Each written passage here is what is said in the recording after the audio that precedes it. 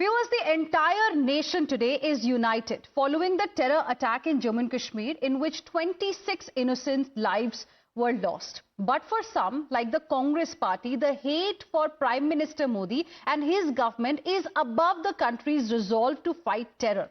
One day after another, Congress and its leaders are coming up with comments or social media posts that are not only demoralizing for the country, but also giving fodder to the enemy, that is Pakistan.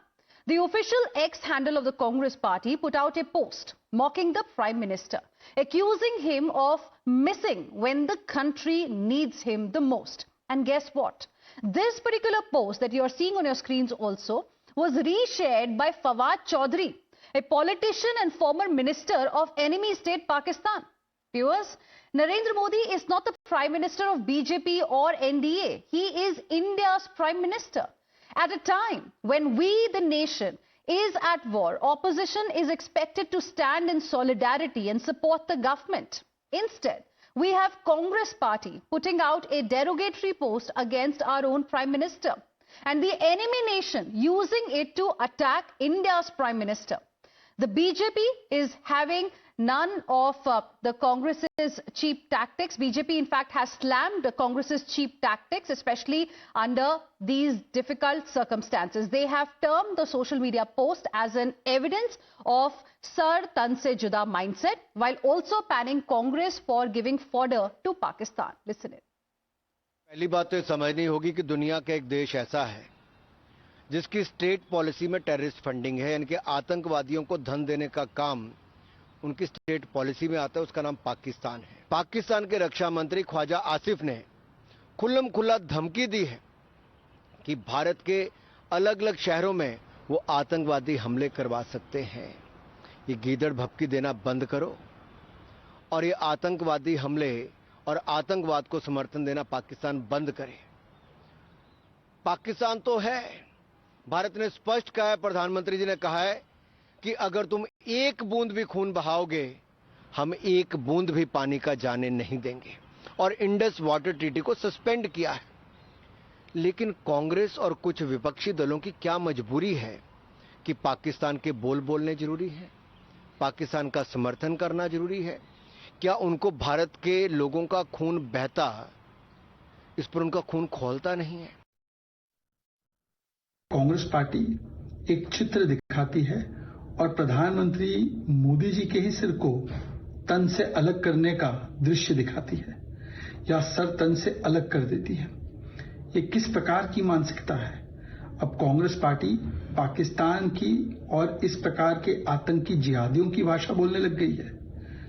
Modi विरोध करते करते आज जब देश को एकजुट होना है तो पाकिस्तान की जुबान भी बोल रहे हैं और आतंकी जिस प्रकार के कृत्य अपनाते हैं उस प्रकार के कृत्यों को अपने सोशल मीडिया हैंडल से दर्शा रहे हैं। कांग्रेस पार्टी आज देश विरोध में ही उतर आएगी और इस प्रकार के चित्र दिखाएगी। ये कांग्रेस की मानसिकता को दर्शाता है। सर तन से जुदा करने वाली मानसिकता आज कांग्रेस पार्टी में भी किस प्रकार से काबिज हो चुकी है।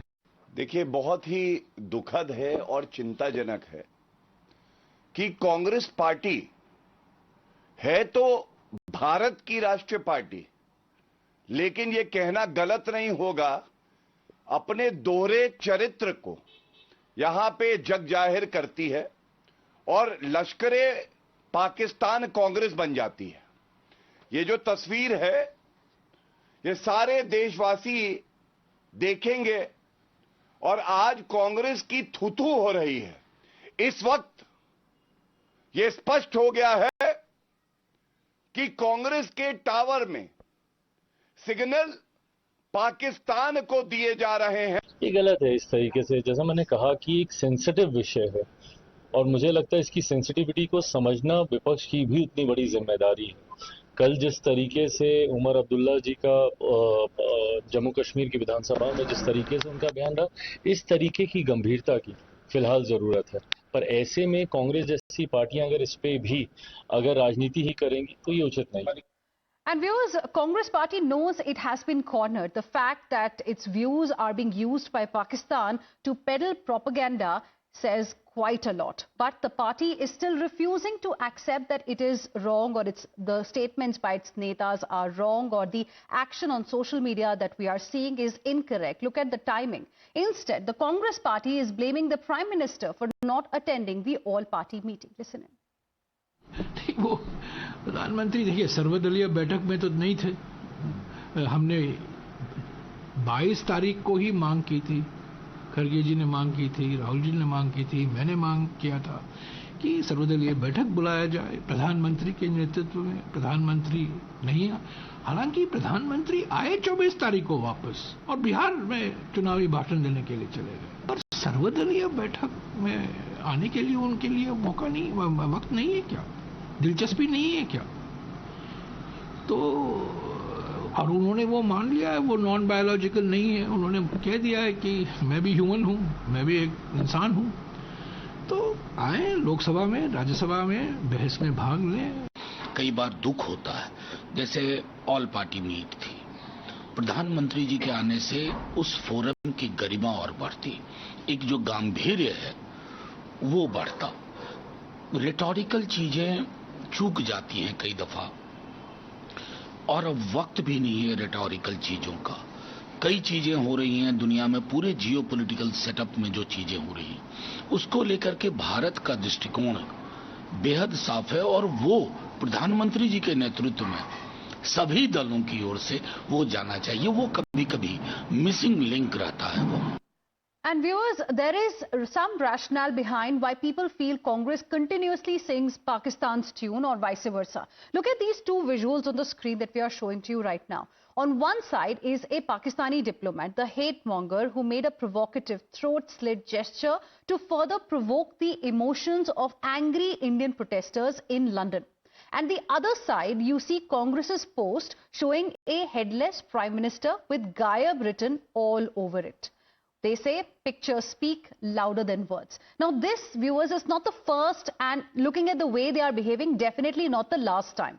Congress has been giving an alibi to Pakistan time and again. Last week only, Karnataka Chief Minister Siddaramaiah asserted that there is no need for war, even as Badla is the word on every Indian's lips. While Siddaramaiah was quick to issue a clarification, it served no purpose really. Pakistani news channels already, had started using aggressively the statement, the comments that were made by Karnataka Chief Minister to spin a narrative that Indians are against going for a war with Pakistan. So this is why we are saying the actions of Congress party are being monitored very, very closely by Pakistan. And viewers, moving on, now remember standing in Srinagar, leader of opposition Rahul Gandhi had said that his party will totally support the government. But today, the political discourse has fallen so low that even a terror attack is being politicized by the grand old party. From rejecting survivors' testimonies to demanding talks with Pakistan to batting for restoration of Indus Water Treaty, Congress leaders have crossed boundaries of absurdity. Yet, all that the Congress leadership has done till now is distance itself from the comments made by its party netas. No action, no strong condemnation coming in as well. And now, Congress party is pretending to be the flag bearer of justice when it comes to Pahalgam victims. Rahul Gandhi and Mallikarjun Kharge have both written to the Prime Minister demanding a special session of Parliament to instill hope. नेता प्रतिपक्ष लोकसभा राहुल गांधी जी और कांग्रेस अध्यक्ष और नेता प्रतिपक्ष राज्यसभा मल्लिकार्जुन खड़गे जी ने प्रधानमंत्री को ये खत लिखा है. कल रात को वो खत लिखा था कि संसद का, दोनों लोकसभा और राज्यसभा का विशेष सत्र बुलाया जाए.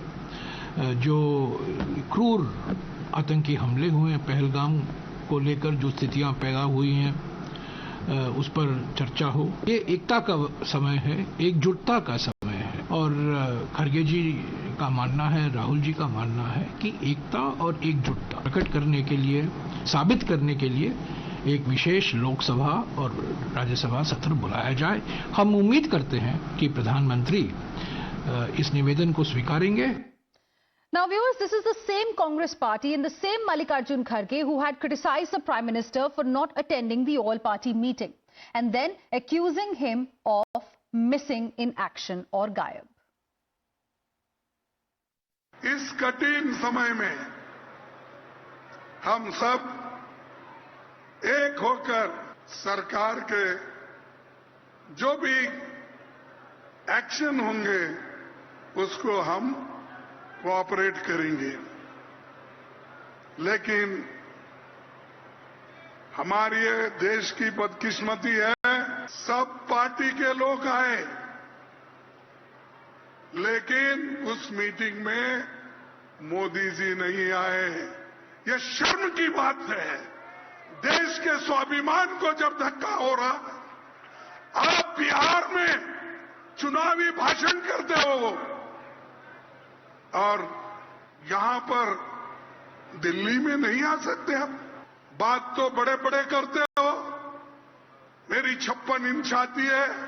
ये ऐसा ये बीजेपी और प्रधानमंत्री का ये एटीट्यूड है।